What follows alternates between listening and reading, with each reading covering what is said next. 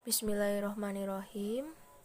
Assalamualaikum warahmatullahi wabarakatuh.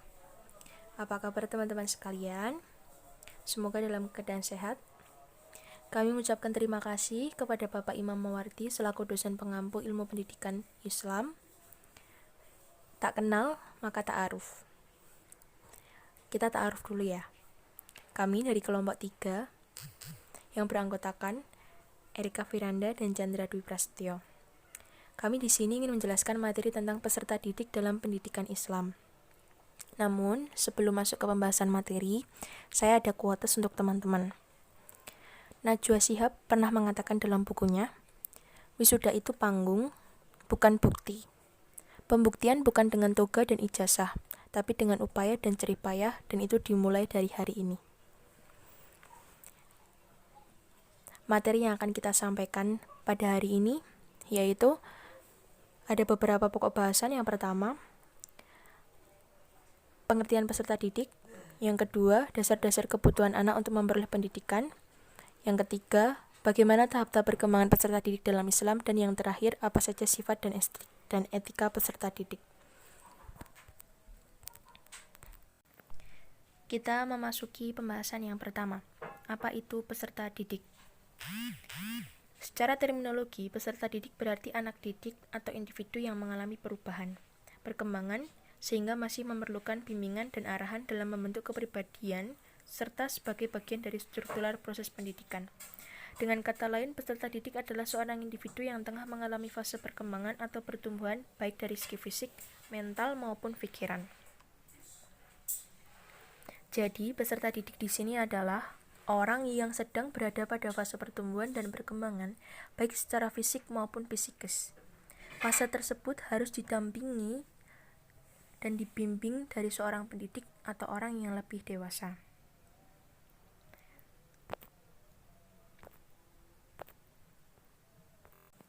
Selanjutnya ada konsep fitrah. Secara etimologi, fitrah berarti al-khilqah, naluri atau pembawaan, dan al-tabiyah, tabiat atau watak karakter, yang diciptakan Allah Subhanahu wa Ta'ala pada manusia. Fitrah juga terambil dari kata al-fatr yang berarti syak atau belahan. Ibnu Taimiyah membagi fitrah manusia menjadi dua macam, yaitu fitrah al-munazalah, fitrah luar yang masuk pada diri manusia. Fitrah ini berpedoman pada petunjuk Al-Quran dan As-Sunnah. Yang kedua ada fitrah al-ghorizah, berasal dalam diri manusia, memberi daya akal, kuwa'ah al-akal, yang berguna untuk mengembangkan potensi dasar manusia. Dalam pemikiran pendidikan Islam, fitrah penciptaan manusia merupakan pembahasan khusus yang banyak dibahas oleh para ahli, mengingat salah satu aspek pendidikan Islam adalah menumbuh kembangkan potensi manusia yang dibawa sejak lahir. Jadi potensi inilah yang dimaksud dengan fitrah dalam konteks pendidikan Islam. Saya ingin melanjutkan dari Mbak Erika, yaitu tentang dasar kebutuhan anak memerlukan pendidikan. Dasarnya yaitu satu aspek pedagogi, yaitu anak dibimbing langsung oleh pendidik. Anak dari lahir sudah memiliki potensi sebagai makhluk dari Tuhan Yang Maha Esa. Pendidik mempunyai tugas yaitu membantu membimbing dan menumbuhkan potensi anak.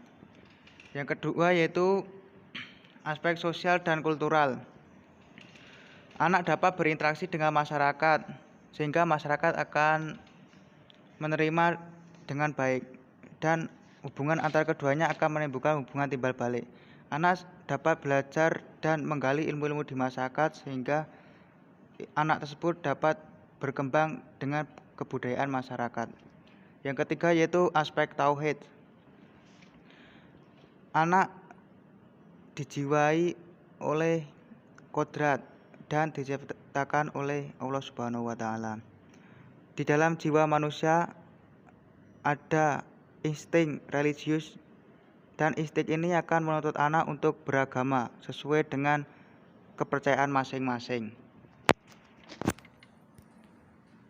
Baiklah, kita masuk ke pembahasan yang selanjutnya, yaitu tahap-tahap perkembangan anak atau peserta didik. Menurut Al-Ghazali, ada 5 tahap perkembangan peserta didik. Yang pertama al-janin, yaitu tingkat anak yang berada dalam kandungan. Maksud di sini adalah adanya kehidupan setelah diberi roh oleh Allah. Yang kemudian ada at-tifil, yaitu tingkat anak-anak dengan memperbanyak latihan dan kebiasaan sehingga mengetahui baik ataupun buruk. Yang ketiga ada at-tamyiz, yaitu tingkat anak yang dapat membedakan baik dan yang buruk. Bahkan akal pikirannya telah berkembang sedemikian rupa sehingga dapat memahami ilmu.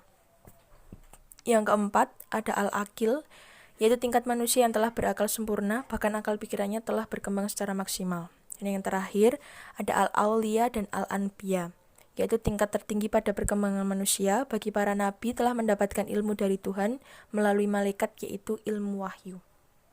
Sedangkan untuk para wali, yaitu tingkat tertinggi untuk mendapatkan ilmu. Kita masuk ke pembahasan yang terakhir, yaitu etika peserta didik dan sifat peserta didik.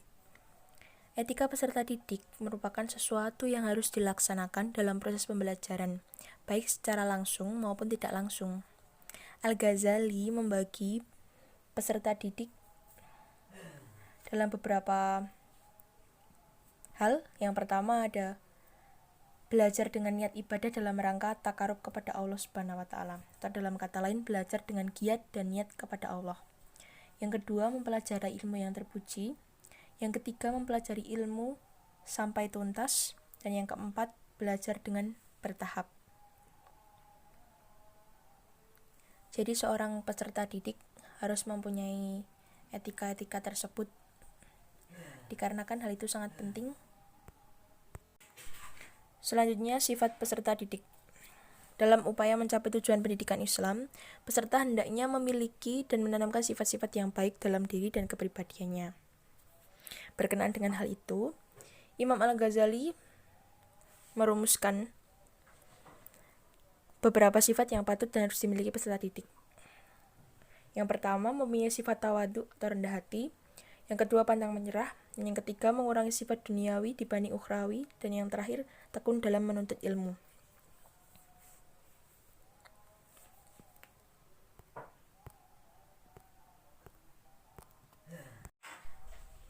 Baiklah teman-teman, itu tadi penjelasan materi tentang peserta didik dalam pendidikan Islam.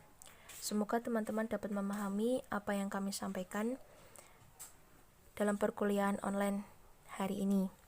Terima kasih sudah menyimak. Bila ada tutur kata yang kurang berkenan, kami mohon maaf yang sebesar-besarnya. Billahi taufiq wal hidayah. Wassalamualaikum warahmatullahi wabarakatuh.